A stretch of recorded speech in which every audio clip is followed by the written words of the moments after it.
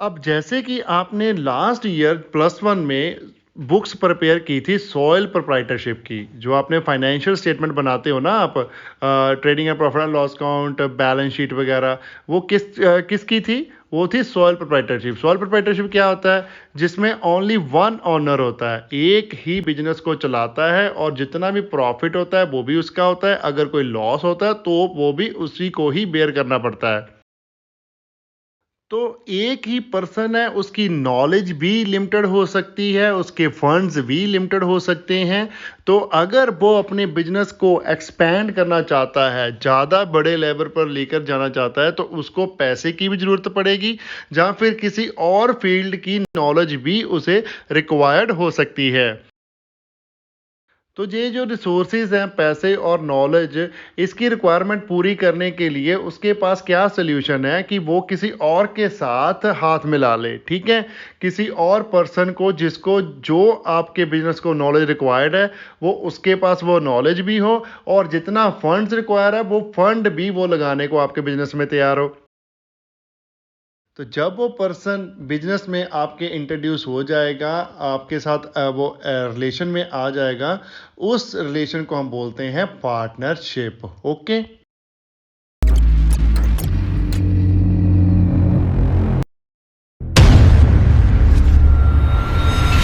Hello दोस्तों, welcome back to dips.com। मैं हूं आपका अपना अकाउंटिंग दोस्त सरबजीत सिंह। आज है हमारा फ्री ट्यूशन का डे नंबर 27, जिसमें हम नया चैप्टर स्टार्ट करने वाले हैं, पार्टनरशिप अकाउंट फर्स्ट, इंट्रोडक्शन, ठीक है? सो मीनिंग क्या हुआ पार्टनरशिप का? व्हेन टू और more than two persons agree to carry on business from mutual distributions of profit or losses, they are said to have formed a partnership। इसका क्या मतलब है? जब दो या दो से ज्यादा पर्सन मिलके एक बिजनेस को चलाने के लिए एग्री करते हैं एक pre defined profit sharing ratio पर, उसको हम बोलते हैं पार्टनरशिप बिजनेस। ओके। और आगे लाइन लिखी हुई है हमारे पास, they act both as an agent and principal of the firm. अब इसका क्या मीनिंग बना कि जब दो पार्टनर हैं लेकिन उसमें से काम ए कर रहा है, सपोज आपके पास ए और बी पार्टनर है, लेकिन जो ए है वो किसी के साथ डील करता है, कोई भी चीज़ सेल करता है, परचेज करता है, या कुछ भी सर्विसेज वो उसके साथ डीलिंग करता है, अगर वो उस डीलिंग में कुछ भी इलीगल या कुछ गलती करता है, उसकी लाइबिलिटी दोनों पर ही आएंगी, ठीक है? बी भी उतना ही लायबल होगा जितना ए उसके लिए लायबल है, ठीक है? दोनों ही पार्टनर एक दूसरे के लिए एज ए एजेंट भी काम करते हैं और एज ए प्रिंसिपल ऑटोमेटिकली बन जाते हैं। मीन्स पार्टनरशिप में गलती एक की हो तो बेयर भी दोनों को करनी पड़ती है। अगर प्रॉफिट एक कमा रहा है तो शेयर दोनों में होगा, तो अगर लॉस हो रहा है वो भी एक अगर कर रहा है कोई भी लॉस, तो वो भी दोनों में ही बटेगा, ठीक है? यही पार्टनरशिप होती है। ओके। तो इंडिया में जो भी पार्टनरशिप रजिस्टर्ड होती हैं या फिर गवर्न होती हैं, रूल एंड रेगुलेशन बनाए जाते हैं, उसके लिए एक एक्ट है जिसका नाम है इंडियन पार्टनरशिप एक्ट 1932। ये आपको एमसीक्यू में भी आ सकता है क्वेश्चन। इंडियन पार्टनरशिप एक्ट 1932 इसका आंसर है कि कौन सा एक्ट अप्लाई होता है ऑन पार्टनरशिप। ओके।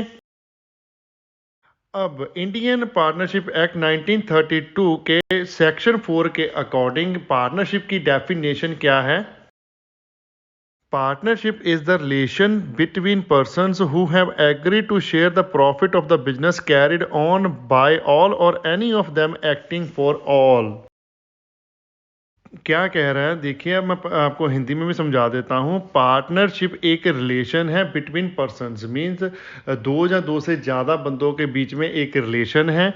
जो कौन से बंदे हैं? जो माने हुए हैं प्रॉफिट को शेयर करने के लिए बिजनेस का, और ये प्रॉफिट बिजनेस की सभी एक्टिविटी चाहे तो वो सभी पार्टनर से मिलकर रन की हो, तब जनरेट हुआ हो, जहाँ फिर एक ही पार्टनर ने वो एक्टिविटीज़ की हो सभी के बिहाफ पर, ऐसा कुछ नहीं है। एक पार्टनर एक्टिविटी करे तब भी प्रॉफिट डिस्ट्रीब्यूट होगा, जब सारे के सारे मिलकर करें तब भी प्रॉफिट डिस्ट्रीब्यूट ही होगा in profit sharing ratio. Okay, समझ लगी डेफिनेशन? आप मीनिंग में सिंपल इंडियन पार्टनरशिप एक्ट की डेफिनेशन राइट डाउन कर सकते हो, ज़्यादा डेफिनेशन याद करने की जरूरत नहीं है, एक ही लिख दो, बहुत ही अच्छा रहेगा। चलिए आगे और अच्छे तरीके से समझने के लिए हम फीचर्स कर लेते हैं पार्टनरशिप की, क्या क्या फीचर्स होती हैं पार्टनरशिप में। सबसे पहले है हमारे पास एग्रीमेंट। अब कोई भी पार्टनरशिप अगर करनी है तो उसके लिए आपको एक एग्रीमेंट करना पड़ेगा आपस में। जो भी पार्टनर्स हैं वो मिलकर एक एग्रीमेंट करेंगे कि हम इतना इतना प्रॉफिट शेयर करेंगे, ये एक्टिविटी करने वाले हैं, इतना इतना पैसा हम दोनों मिलके या सभी लोग मिलके इतना पैसा बिजनेस में इन्वेस्ट करेंगे। ये सारा का सारा एग्रीमेंट प्री डिफाइंड होगा, तभी पार्टनरशिप फॉर्म हो सकती है। अब एग्रीमेंट दोनों ही टाइप में हो सकता है, ऑरली भी हो सकता है और रिटन फॉर्म में भी हो सकता है। अगर ऑरली एग्रीमेंट हो रहा है तो उसके रिगार्डिंग वो प्रूफ नहीं बनेगा पार्टनर्स के पास। इन फ्यूचर अगर पार्टनर्स के बीच कोई कन्फ्लिक्ट आता है तो वो ऑरल एग्रीमेंट नहीं माना जाएगा। उसका क्या रीज़न है? क्योंकि कोई भी बंदा ये नहीं बोलेगा कि मैंने कम बोला था, इसने ज़्यादा बोला था, इसको ज़्यादा पैसे दे दो, मेरे को कम दे दो, ऐसा कोई भी नहीं करता। इसलिए ऑरल एग्रीमेंट आपका लीगल प्रूफ नहीं बनता। उस केस में एक प्री डिफाइंड कंडीशंस हैं, वो सभी पार्टनर्स पर अप्लाई हो जाती हैं। नेक्स्ट पॉइंट है हमारे पास प्योरिटी ऑफ पर्सन्स। अब कोई भी पार्टनरशिप अगर आपने फॉर्म करनी है तो उसकी ये कंडीशन है, मिनिमम 2 पर्सन तो चाहिए ही, क्योंकि पार्टनरशिप तो तभी बनेगी जब एक से ज़्यादा बंदे होंगे। अगर तो एक बंदा है वो तो सोल प्रोप्राइटरशिप होगी ना फिर, ठीक है। 2 बंदे तो चाहिए, मीन्स पर्सन प्लूरल होने चाहिए। ओके, नेक्स्ट है हमारे पास लॉफुल बिजनेस। अब जो भी पार्टनरशिप आप कर रहे हो उसका एक बिजनेस भी होना चाहिए जो लॉफुल होना चाहिए। लॉफुल इन द सेंस कि इलीगल बिजनेस आप नहीं कर सकते। आप पार्टनरशिप करके लीगली पार्टनरशिप करके अपनी कोकेन्स नहीं बेच सकते, या फिर कोई इलीगल काम स्मगलिंग का जैसे गोल्ड इधर उधर करना, या फिर कुछ भी इलीगल काम आप नहीं कर सकते। पार्टनरशिप में आप लीगल काम ही कर सकते हो। आप चाय का ठेला खोल सकते हो या फिर एक बड़ा एम्पायर भी खोल सकते हो पार्टनरशिप में। ओके, नेक्स्ट पॉइंट है हमारे पास वॉलंटरी एसोसिएशन। पार्टनरशिप एक वॉलंटरी एसोसिएशन होती है इंडिविजुअल्स की। पार्टनरशिप फर्म और पार्टनर्स के बीच कोई भी सेपरेशन नहीं होती। जो भी काम पार्टनरशिप फर्म करती है उसके लिए पार्टनर्स लायबल होते हैं। ओके, सो लीगली अगर पार्टनरशिप को आपने ट्रीट करना है तो पार्टनर एंड फर्म को आप एक ही ट्रीट करोगे, मीन सेम मानोगे, ठीक है, लीगल वे में। नेक्स्ट पॉइंट है हमारे पास शेयरिंग ऑफ प्रॉफिट। तो ये तो असेंशियल पॉइंट है इसका कि कोई भी पार्टनरशिप फर्म है उसमें प्रॉफिट तो शेयर होगा ही होगा, चाहे वो 10% ही एक बंदे को मिले और दूसरा 90% ले जाए, ऐसा कुछ नहीं है। कोई कंडीशन नहीं है कि 50-50 होना चाहिए, लेकिन profit sharing ratio there be a must, ठीक है, होनी जरूर चाहिए। नेक्स्ट पॉइंट है हमारे पास नॉन ट्रांसफरेबिलिटी ऑफ इंटरेस्ट। अब कोई भी पार्टनर बिना म्यूचुअल अंडरस्टैंडिंग के अपने शेयर किसी और को नहीं दे सकता। अगर कोई पार्टनर एग्जिट लेना चाहता है, रिटायर होना चाहता है पार्टनरशिप फर्म में, तो वो भी म्यूचुअली ही रिटायर होगा। सभी पार्टनर्स देखेंगे हम इसको जाने देते हैं, कोई बात नहीं, हम कम चला लेंगे, तभी वो रिटायर हो सकता है। वो ऐसे नहीं है कि पार्टनरशिप फर्म के बाहर ही, मीन्स आपके पास 3 पार्टनर ऑलरेडी फर्म में हैं ए बी सी, लेकिन जो सी है वो क्या करता है, अपना शेयर डी को बेचना चाहता है, तो वो बिना ए बी के परमिशन के वो डी को अपना शेयर नहीं दे सकता। नेक्स्ट पॉइंट है हमारे पास अनलिमिटेड लाइबिलिटीज। अब जो भी पार्टनर्स हैं पार्टनरशिप फर्म में उनकी लाइबिलिटी अनलिमिटेड होती हैं। उनके पर्सनल एसेट्स बेचकर भी पार्टनरशिप फर्म की लाइबिलिटीज को क्लियर किया जाता है। नेक्स्ट पॉइंट है हमारे पास कलेक्टिव मैनेजमेंट। अब कोई भी पार्टनरशिप फर्म है उसमें क्या है, जो पार्टनर्स हैं वो पार्टनरशिप फर्म के ऑनर्स भी हैं एज वेल एज मैनेजर भी हैं, ठीक है। वो बिजनेस को मैनेज भी कर सकते हैं, ऑनरशिप तो उनको साथ में साथ मिलती ही है। ओके, आप फीचर्स में अगर आपको क्वेश्चन आता है थ्योरी का, तो आप फीचर्स में एक्ट भी ऐड कर सकते हो कि कौन सा लग रहा है। ठीक है, एक्ट लिख कर आप लिख सकते हो the partnership business is governed by the partnership act 1932। Okay, next है हमारे पास रजिस्ट्रेशन। तो रजिस्ट्रेशन मस्ट नहीं है पार्टनरशिप करने के लिए। आप पार्टनरशिप करके बिजनेस अपना स्टार्ट कर सकते हो, लेकिन अगर आप बिलिंग हो तो आप इसको लीगली रजिस्टर भी करवा सकते हो, लेकिन मस्ट नहीं होती। ओके, लास्ट पॉइंट है हमारे पास, business can be carried on by all और any of the partner acting for all. इसका क्या मीन है, मैंने आपको डेफिनेशन में भी समझाया था कि सारी की सारी बिजनेस एक्टिविटी एक पर्सन भी कर सकता है ऑल पार्टनर्स के बिहाफ पर। ठीक है, जैसे ए बी सी पार्टनर हैं, लेकिन जो एक्टिव पार्टनर है वो ओनली ए है, बी सी इनएक्टिव पार्टनर है, उन्होंने जस्ट पैसा ही लगाया हुआ है, लेकिन जो लायबिलिटी है वो तीनों की इक्वल ही रहेगी। ए ने कुछ भी काम किया है उसके लिए लायबल बी सी भी इक्वल होंगे जितना ए है। ओके, तो पार्टनरशिप के केस में आप सभी पार्टनर मिलकर भी बिजनेस एक्टिविटी को परफॉर्म कर सकते हो, या फिर एक पार्टनर सभी पार्टनर के बिहाफ पर भी एक्टिविटी को परफॉर्म कर सकता है, एक्टिंग एज अ एजेंट और एक्टिंग एज अ प्रिंसिपल। दोनों ही कंडीशन लगती हैं सभी पार्टनर्स पर। अब आपके बुक में नेक्स्ट टॉपिक है लिमिटेड लायबिलिटी पार्टनरशिप। अब लिमिटेड लायबिलिटी पार्टनरशिप क्या है, एक नया कॉन्सेप्ट आया है जो अभी अभी रिसेंटली मींस यूके में 2001 में इसको इम्प्लीमेंट किया था। इसमें क्या है, एक पार्टनरशिप और एक कंपनी जो लिमिटेड कंपनी है उनके बीच में से एक रास्ता निकाला हुआ है। क्या कि फीचर सारी हम पार्टनरशिप की यूज करेंगे, लेकिन जो लायबिलिटी वाला कंसेप्ट है जो अनलिमिटेड होती थी पार्टनरशिप में, उसको रिमूव करके वो हो गया लिमिटेड। ठीक है, लायबिलिटी पार्टनर्स की लिमिटेड हो जाती है up to the amount invested in the business. उनके पर्सनल एसेट सोल्ड करके फर्म की लायबिलिटीज इस टाइप ऑफ पार्टनरशिप में वेयर नहीं की जाती। ओके, तो आपको इतना इसमें टेंशन लेने वाली बात नहीं है। अगर थ्योरी में पॉइंट आता है तो आप इतना मीनिंग लिख दोगे तो आपका हो जाएगा, कुछ ज़्यादा मुश्किल नहीं है। ठीक है, तो इसका क्वेश्चन पे कोई इम्पैक्ट नहीं आएगा, लिमिटेड लायबिलिटी है या कुछ है वो बाद में देखेंगे। तो चलिए आगे बढ़ते हैं। नेक्स्ट है टॉपिक हमारे पास पार्टनरशिप डीड। अब जैसे कि हमने फीचर में भी पढ़ा सबसे पहला कि एग्रीमेंट, पार्टनर्स के बीच एग्रीमेंट होना चाहिए। जो भी पार्टनर्स के बीच एग्रीमेंट होता है उस एग्रीमेंट को हम बोलते हैं पार्टनरशिप डीड।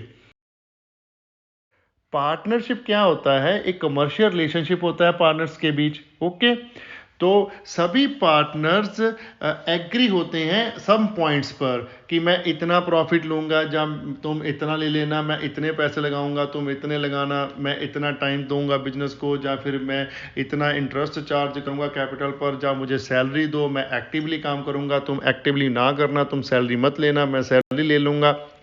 ये सारी चीजें ना एक एग्रीमेंट तैयार किया जाता है। ओके, तो जो ये सभी पॉइंट्स हैं इस पे सभी पार्टनर्स एग्री होते हैं, 2 हो 4 हो 10 हो 20 हो, सभी को एग्री होना होता है ना। इसलिए वो एग्रीमेंट हमें जहाँ तो रिटन फॉर्म में एग्री करवाना पड़ता है, जहाँ फिर ऑरली हम एक मीटिंग करके उसको एग्री कर लेते हैं। लेकिन ऑरली एग्रीमेंट हुए का कोई प्रूफ नहीं होता। अगर आप रिटन में एग्रीमेंट करते हो इन सभी कंडीशंस को राइट डाउन करके एक पेपर पर, उस पेपर को हम बोलेंगे partnership deed in simple. Okay, अब पार्टनरशिप डीड की इतनी इंपॉर्टेंस क्यों है, बिकॉज अगर पार्टनरशिप डीड आपके पास नहीं है तो आपकी जो भी लायबिलिटी बनती है according to missing of partnership deed वाली बनेगी। आपका कोई भी प्रॉफिट शेयर बनता है, कोई कैपिटल पर इंटरेस्ट, कोई सैलरी, कुछ भी आप अगर पार्टनरशिप फर्म से लेना चाहते हो तो in case of deed missing है तो आपको कुछ भी नहीं मिलेगा। जो भी प्री डिफाइंड चीजें हैं वो ही मिल सकती हैं। इसलिए आपको पार्टनरशिप डीड प्रिपेयर कर लेनी चाहिए, जिसकी वजह से आपके जो राइट्स हैं वो प्रोटेक्टेड रहते हैं। अब फटाफट से पढ़ लेते हैं कि कंटेंट ऑफ पार्टनरशिप डीड क्या होते हैं। हमारे पास 18 पॉइंट लिखे हुए हैं इन्होंने। पहला है नेम ऑफ फर्म, ठीक है, नाम वगैरह होना चाहिए, क्या है, ABC limited, tutor tips EDU services limited, ठीक है, कुछ भी हो सकता है। उसके बाद है प्लेस ऑफ बिजनेस, कहाँ पर आप काम कर रहे हो, फिर नेचर ऑफ बिजनेस, क्या काम कर रहे हो, जैसे हमारा है ऑनलाइन ट्यूशन, ठीक है, और ड्यूरेशन ऑफ पार्टनरशिप, कितने समय के लिए आप पार्टनरशिप कर रहे हो, अब वो पहले ही डिसाइड हो जानी चाहिए। अगर आप लाइफ लॉन्ग करना चाहते हो तो वो लाइफ लॉन्ग भी लिख सकते हो। नेक्स्ट है हमारे पास कंट्रीब्यूशन ऑफ कैपिटल, कौन सा पार्टनर कितने पैसे लगाएगा, ठीक है, वो सारा कुछ। उसके बाद प्रॉफिट शेयरिंग रेशियो, कौन सा पार्टनर को कितना प्रॉफिट मिलेगा और कौन से को कितना मिलेगा। उसके बाद है पार्टनर्स ड्राइंग्स, अब पार्टनर्स का क्या राइट है, वो विड्रॉ करवा भी सकते हैं अपने पर्सनल यूज के लिए पार्टनरशिप में से कि नहीं। अगर करवा सकते हैं तो उस पर इंटरेस्ट कितना लगेगा, इंटरेस्ट ऑन ड्राइंग आ जाता है, ठीक है। नेक्स्ट है हमारे पास इंटरेस्ट ऑन कैपिटल, अब उसके बारे में भी आपने पहले ही डिफाइन कर देना है कि आपने अगर इतना पैसा इन्वेस्ट किया है तो आपको इतने परसेंट इंटरेस्ट भी मिलेगा। पहले ही इस चीज़ों को डिफाइन करना है आपने, ओके। और उसके बाद है आपके पास partners salaries, fees, bonus, commission, partners को क्या क्या देना है, किस पार्टनर को आपने सैलरी देनी है, किसको बोनस देना है। अगर आपने किसी पार्टनर को सेल का काम दिया हुआ है तो उसको बोनस दे दो कि आप इतनी सेल करोगे तो आपको इतना कमीशन मिलेगा सेल पर, या फिर आपको इतने ऊपर जाने पर इतना बोनस मिल जाएगा। और जो पर्सनल जो partner day to day activity देख रहा है आपके बिजनेस की, ऑपरेशन की, उसको आप सैलरी दे दो कि आपको सैलरी मिलेगी तो आप ऑपरेशन पूरा देख लो, ठीक है। उसके आगे हमारे पास method of keeping of books, books keep करने का कौन सा मेथड आपने अडॉप्ट किया हुआ है वो पहले ही डिफाइन कर देना है अपने पार्टनरशिप डीड में। Duties, power and function of partners, कौन कौन सी ड्यूटी कौन सा पार्टनर करेगा, कौन सा ड्यूटी कौन सा पार्टनर करेगा, ये सारा कुछ आपने डिफाइन करना है। वैल्यूएशन ऑफ गुडविल, अब कौन से मेथड से आप गुडविल की वैल्यूएशन करोगे, आपको ये मेथड्स नेक्स्ट चैप्टर में मैं पढ़वाऊंगा। तो अभी के फिलहाल के लिए आप कंटेंट देख लो कि मेथड्स जो भी गुडविल का आप अडॉप्ट करोगे वो भी आपने डिस्क्राइब करना है। बैंक अकाउंट डिटेल भी आपने डिस्क्राइब करनी है। रीफंड टू रिटायरिंग पार्टनर को, अगर कोई पार्टनर रिटायर हो रहा है तो उसको पैसे कैसे मिलेंगे, कितने मिलेंगे, ठीक है। वैल्यूएशन ऑफ एसेट्स, कौन कौन से एसेट्स की वैल्यूएशन आपने किस बेस पे करनी है, रिटन डाउन वैल्यू लगाना है, स्ट्रेट लाइन लगाना है, कैसे आपने एसेट्स को बुक्स में शो करना है। और अकाउंटिंग पीरियड आपका कौन सा होगा। इंडिया में तो फाइनेंशियल ईयर ही चलता है 1 अप्रैल से लेकर 31 मार्च तक, आप वो भी डिस्क्राइब करोगे कौन सा अकाउंटिंग पीरियड है, ठीक है। और लास्ट में हमारे पास आर्बिट्रेशन क्लॉज, जब कोई भी डिस्प्यूट होती हैं पार्टनर्स के बीच तो वो कैसे रिजॉल्व करनी है।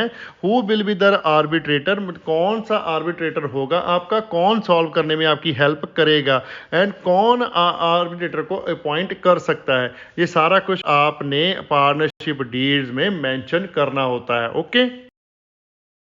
उसके बाद है आपके पास rule applicables in the absence of any agreement, जहां फिर आप बोल सकते हो in the absence of partnership deed.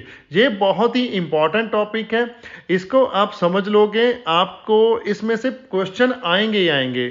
Multiple choice question आपको फर्स्ट टर्म में तो आने ही वाले हैं, ठीक है। अब जब डीड नहीं है, ऑरल एग्रीमेंट हुआ था लेकिन बाद में डिस्प्यूट आ गया पार्टनर्स के बीच में, तो क्या क्या कंडीशन अप्लाई होगी उन पे। सबसे पहले हो जाएगा प्रॉफिट शेयरिंग कैसे होगी।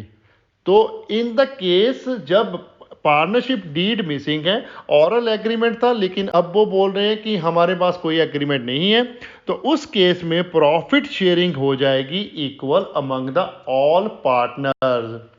कोई भी रेशो आपको दी हो उस रेशो को आपने नहीं मानना।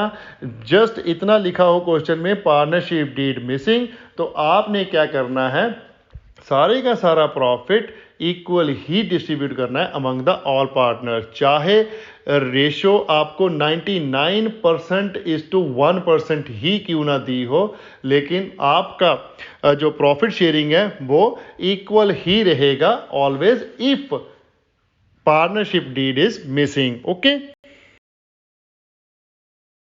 नेक्स्ट पॉइंट है हमारे पास इंटरेस्ट ऑन कैपिटल। अब इंटरेस्ट ऑन कैपिटल आपको नहीं मिलेगा, जीरो आएगा interest on capital. Zero zero means कोई भी कैपिटल पर इंटरेस्ट नहीं मिलेगा अगर पार्टनरशिप डीड मिसिंग है। अगर पार्टनरशिप डीड है उसमें जितना लिखा हुआ है वो तो मिलना ही है। ओके, नेक्स्ट है इंटरेस्ट ऑन ड्राइंग। अब कैपिटल पर भी नहीं मिलेगा तो ड्राइंग पर चार्ज भी नहीं कर सकती पार्टनरशिप फर्म। ओके, कोई बंदा ड्राइंग कर रहा है तो उस पर भी इंटरेस्ट चार्ज नहीं होगा, जीरो, कोई इंटरेस्ट नहीं लगेगा। अगर पार्टनरशिप डीड में मेंशन है, डीड आपके पास है, तभी वो इंटरेस्ट आपको मिल सकता है। और नेक्स्ट है हमारे पास इंटरेस्ट ऑन लोन। अब interest on loan in case of partnership deed is missing आपने 6% पर एनम देना है पार्टनर्स लोन पर इंटरेस्ट। अगर किसी पार्टनर ने फर्म को लोन दिया हुआ है, ठीक है, कैपिटल के अलावा एक लोन भी दे दिया पार्टनर्स ने, तो उस पार्टनर को आपने 6% पर एनम के हिसाब से इंटरेस्ट देना है। ओके, इन केस जब पार्टनरशिप डीड हो मिसिंग। ओके, लास्ट पॉइंट है हमारे पास रेम्यूनरेशन टू पार्टनर। अब किसी भी टाइप का रेम्यूनरेशन नहीं मिलेगा अगर पार्टनरशिप डीड मिसिंग है। ना तो उसे कोई सैलरी मिलेगी, ना बोनस, ना कमीशन, ना टर्नओवर पर कमीशन, कुछ भी नहीं मिलेगा अगर आपके पार्टनरशिप डीड मिसिंग है। मीन्स आपकी कोई भी एग्रीमेंट नहीं है। पार्टनरशिप डीड मिसिंग का क्या मतलब है, आपके बीच में जो भी ओरल एग्रीमेंट हुआ अब वो इम्प्लीमेंट नहीं होता आपकी पार्टनरशिप पे, क्योंकि आपने कोर्ट में दरवाज़ा खटखटाया है। तो कोर्ट ने तो क्या करना है, इक्वली करना है काम, दोनों का ही सोचना है। अब कोर्ट को क्या पता कौन झूठ बोल रहा है कौन सच बोल रहा है, क्योंकि लीगल प्रूफ तो कोई भी नहीं है आपके पास। ओके, तो सिंपल सा है, कुछ ज़्यादा कॉम्प्लिकेटेड नहीं है। ये आपने 5 नंबर ऑफ पॉइंट अपने माइंड में रखने हैं। अभी इसकी मैं आपको प्रैक्टिस भी करा देता हूँ, इलस्ट्रेशन कर लेते हैं साथ में साथ। अगर पार्टनरशिप डीड एब्सेंस है तो उस केस में आपने जो भी आपको ट्रीटमेंट पूछा है उसका ट्रीटमेंट आपने कैसे करना है। फर्स्ट इलस्ट्रेशन हमारी बुक की है उषा पब्लिकेशन की, rule applicable in absence of partnership deed की। क्या लिखा हुआ है, Anil and Sachin are partners in the firm, no partnership agreement was made either oral or written, settle their following dispute according to law। पहला case है हमारे पास, Anil and Sachin invested 2 lakh and 1 lakh as a capital in the business, they want the profit to be distributed in the ratio of capital. अब अगर तो partnership deed missing है तो जो प्रॉफिट शेयरिंग रेशियो है जो मैंने अभी अभी आपको बताई, तो क्या होती है, वो इक्वल होती है। पार्टनर कुछ भी बोलें कि आप कैपिटल शेयरिंग रेशियो में कर दो जी, हमारा ऐसा कर दो जी, ऐसा कर दो, कुछ नहीं होना। आपने जस्ट क्या करना है, प्रॉफिट शेयरिंग रेशियो कर देनी है equal in the case of partnership deed is missing. तो क्या लिखेंगे इसका आंसर, लिखिए profit between Anil and Sachin can not be shared in capital ratio because in the absence of partnership deed the profit will be shared in equal ratio।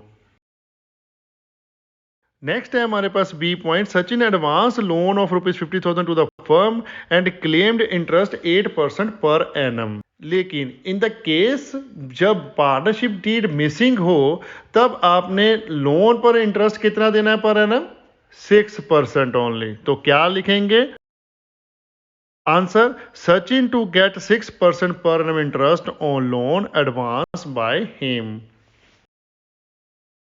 Next है हमारे पास, Anil and Sachin withdraw 15,000 and 10,000 respectively during the year, they were charge interest 6% per annum. अब firm ने उस पर 6% interest charge कर दिया, लेकिन होना नहीं चाहिए था, क्योंकि इंटरेस्ट ऑन ड्राइंग नहीं लगता in case of absence of partnership deed. तो क्या आंसर आ जाएगा? No interest on drawing is to be charge from partner in the absence of deed. Next है हमारे पास Sachin spend twice the time that Anil devoted to business. Sachin claim that he should get salary of 15,000 per month for extra time spent by him. लेकिन in case of absence of partnership deed कोई salary, कोई remuneration, कोई commission, कोई bonus कुछ भी नहीं मिलना। Okay, तो लिख दीजिए answer, Sachin is not entitled to get salary in the absence of deed. Last point है हमारे पास, Anil paid 10,000 as taxi charges for going on business tour. The amount is reasonable, he claim reimbursement of this amount. अब क्या है, ये कोई personal expense नहीं है, बिजनेस टूर किया है उसने, 10,000 रुपये टैक्सी के चार्जेस लगे हैं। बिजनेस टूर किया है तो ये क्या अमाउंट हुआ, बिजनेस का खर्चा हुआ, तो फर्म इसको रीइंबर्स कर सकती है। तो क्या क्या इसका answer, expenses incurred by Anil on behalf of firm on touring are reimbursable. ठीक है, वो रीइंबर्स्ड हो सकते हैं क्योंकि उसने फर्म के बिहाफ पर टूर किया था और उसका खर्चा हुआ था। ओके, तो लेक्चर तो कुछ ज़्यादा ही लंबा हो रहा है, आप प्रैक्टिस कीजिए नेक्स्ट इलस्ट्रेशंस की। मैं कल आपको बाकी की भी सॉल्व करवा दूंगा वैसे, लेकिन आप अब खुद भी कर लीजिए। अगर कोई कन्फ्यूज़न आती है तो आप हमें कमेंट कर सकते हैं, हम रिप्लाई करने की आपको पूरी कोशिश करेंगे। तो इसमें मैं पूरे का पूरा आपका बुक सॉल्व करवाऊंगा, उसमें उसकी इलस्ट्रेशंस भी होंगी इंपॉर्टेंट वाली और क्वेश्चंस भी होंगे सारे इंपॉर्टेंट वाले, जिसके साथ आपका पूरा सिलेबस फ्री ऑफ कॉस्ट में कवर हो जाएगा। तो फिर देर किस बात की है, चलो पंजाब वालों सब्सक्राइब करो और चैनल को और बेल आइकन को प्रेस करें ताकि आपको लेटेस्ट नोटिफिकेशन मिल सके। जो भी मैं वीडियो डालूं, चाहे वो टॉपिक की हो, चाहे वो इलस्ट्रेशन हो, चाहे वो क्वेश्चन हो, तो शेयर कर दीजिए वीडियो को अपने फ्रेंड्स के साथ, अपने रिलेटिव्स के साथ जो अभी कॉमर्स +2 में पढ़ रहे हैं, उनको भी फ्री ऑफ कॉस्ट ट्यूशन मिल सके। हम कोशिश करेंगे कि जल्द से जल्द आपका सिलेबस सारा कवर हो जाए। वैसे तो आपके 6 से 7 मंथ लगने वाले हैं क्योंकि 1 बाय 1 क्वेश्चन कवर करने की कोशिश करेंगे हम। एक एक कंसेप्ट आपका क्लियर कर दूंगा मैं, को बहुत ही बारीकी से समझाऊंगा कि कैसे कैसे ये चीज़, हम जो अकाउंटिंग है, ये चेन है एक, कैसे बनती है। ठीक है, अगर कोई डाउट है तो एज यूजल मेरा जो लाइन है मैं आपको बोलूँगा कि प्लीज़ कमेंट कीजिए, हमारे यूट्यूब पर कमेंट कीजिए, इंस्टाग्राम पर हमें डीएम कीजिए, फेसबुक पर हमें मैसेंजर पर मैसेज कीजिए, या फिर हमें मेल कीजिए अपने क्वेश्चन, हम उसका रिप्लाई ज़रूर करेंगे। ठीक है, वीडियो को लाइक करना मत भूलिएगा, कमेंट कीजिए और शेयर करें अपने फ्रेंड्स और रिलेटिव के साथ जितना ज़्यादा हो सकता है। चैनल को सब्सक्राइब करना मत भूलिएगा, बेल आइकन को प्रेस करें ताकि आपको लेटेस्ट वीडियो की नोटिफिकेशन मिल सके। Thanks for watching, bye bye, good morning, good afternoon, good evening, good night, जब भी आप वीडियो को देख रहे हो। सत श्री अकाल।